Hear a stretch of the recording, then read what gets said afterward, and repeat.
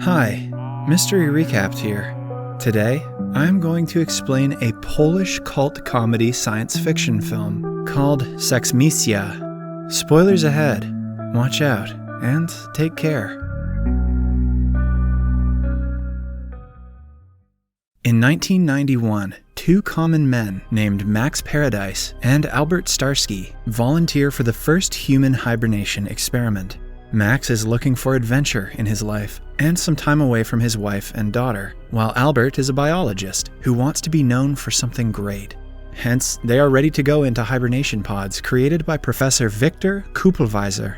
The professor is a Nobel Prize laureate who has successfully hibernated a chimpanzee for half a year, so the men believe they will be safe. The experiment is considered a revolutionary event that is about to change the course of human history.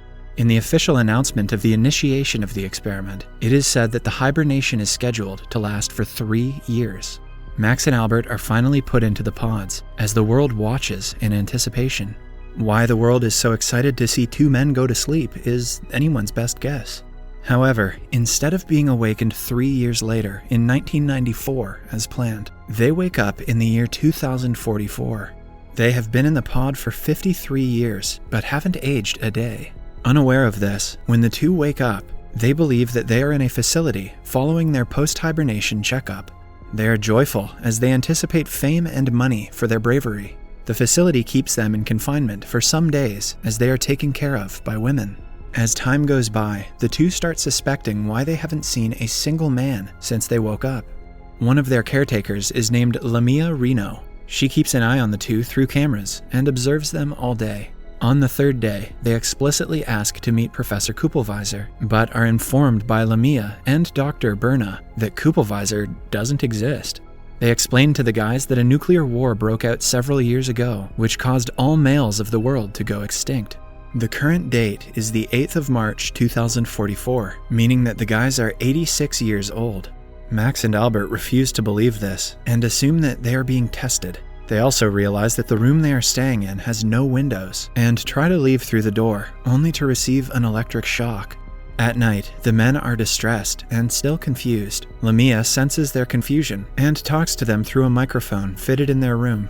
She reveals that their society reproduces without males through a process called parthenogenesis. The women suppress their sexual urges by taking a mandatory drug, so there is no need for men altogether. While watching the television, Max sees that women frequently walk around naked because of the absence of men. He gets an idea to take advantage of their situation and get with as many women as possible because there are no male competitors. So, during a briefing, Max kisses Lamia to test the waters. She furiously accuses him of sexual assault and knocks him down easily. A few days later, Max and Albert are summoned by the supreme leader of the women, Her Excellency. They are taken to a biosanctuary where post-war animals and trees are preserved. During the meeting, they ask what exactly happened to mankind and how did men go extinct. The women explain that the extinction was men's own fault. In the war, Dr. Kupelwieser invented an agent called the M-bomb. The bomb was supposed to temporarily paralyze male genes that he planned to use as a bioweapon. But due to an oversight, it destroyed male genes permanently, causing the extinction of male species. Max offers to serve as reproducers to restore the male population and change the society back to how it was. However, the women do not wish the old order to return because they have been taught that men terrorized and enslaved them back in the day. After the meeting, the guys are taken back to confinement, but Lamia cannot get the thought of Max out of her head. The kiss has caused her drug-inhibited passions to resurface. Due to her internal feelings, she goes on a search for the oldest living woman to find out anything she can about the men before the war. She finds 74-year-old Julia and shows her a video of Max and Albert showering. Seeing the guys naked reminds Julia of her fiancé. According to her, the world with both sexes should be restored. Lamia leaves with a new way to look at life after the meeting. Meanwhile, as Max and Albert stay in confinement, they grow distressed. Albert sees wires on their room's floor and devises a plan to escape by damaging the electric power grid. They put their plan into action the next day and easily succeed. While running around, they end up in a room where little girls are being taught how to interact with men, if they were ever to come in contact with them. Soon, the guys are caught and are locked up again. After the commotion, the women are furious, but they still provide Max and Albert a chance to redeem themselves. They want the guys to undergo sex reassignment surgery and turn into women to be accepted by society. When they refuse, the ceiling above the room opens, showing a huge assembly of women who are to determine their fate. The hearing starts and goes on for a long time as the assembly blames men for oppression, plus virtually all evil and vices, and praises their new society. They even claim that the greatest scientists, such as Copernicus, Einstein, and Pincus, were, in fact, women.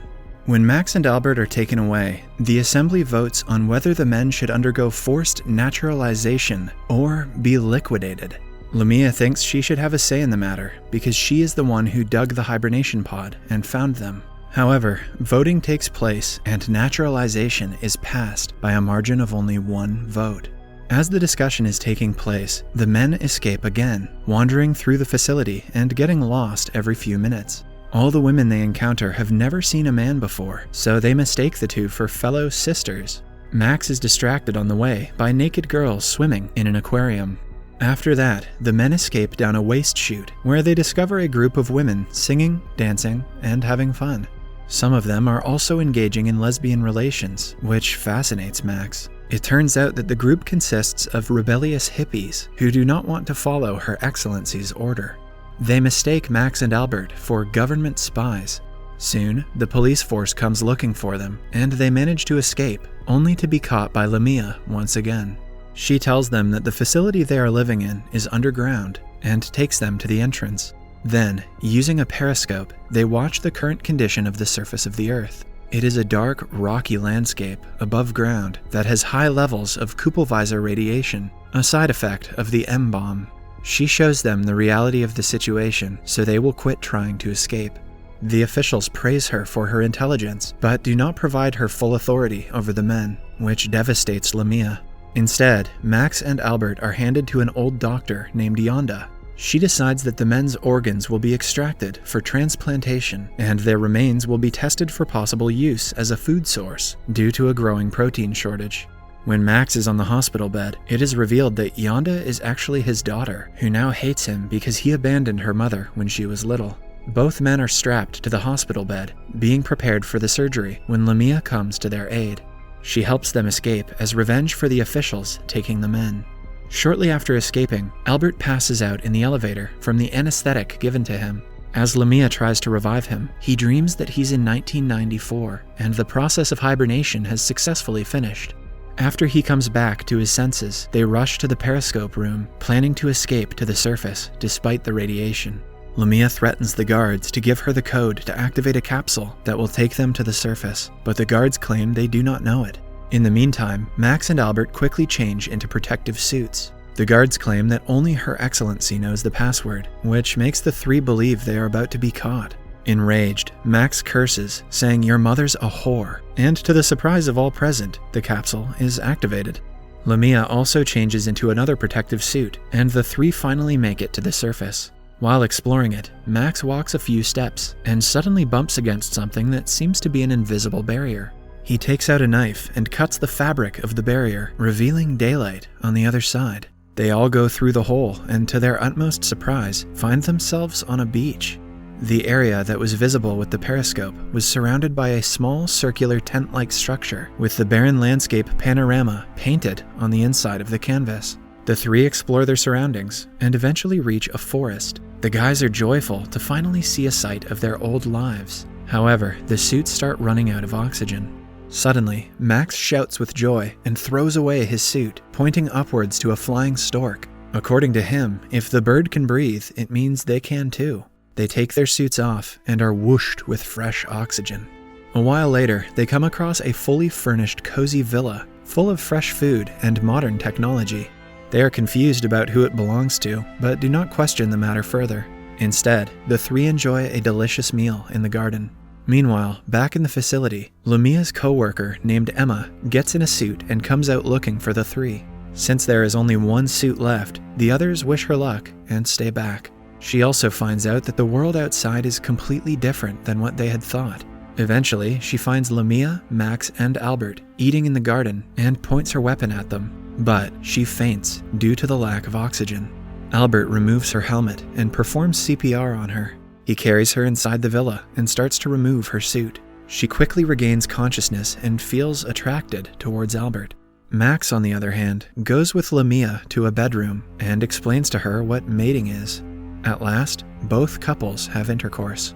Later, the girls are in the bath while the men are resting in the living room. Max and Albert hear a noise and hide, assuming it is the owner of the house. A few seconds later, Her Excellency emerges from an elevator hidden within a closet. Max attacks her, demanding answers. During the ensuing fight, Her Excellency's breasts and hair are stripped, revealing that he is actually a male in disguise.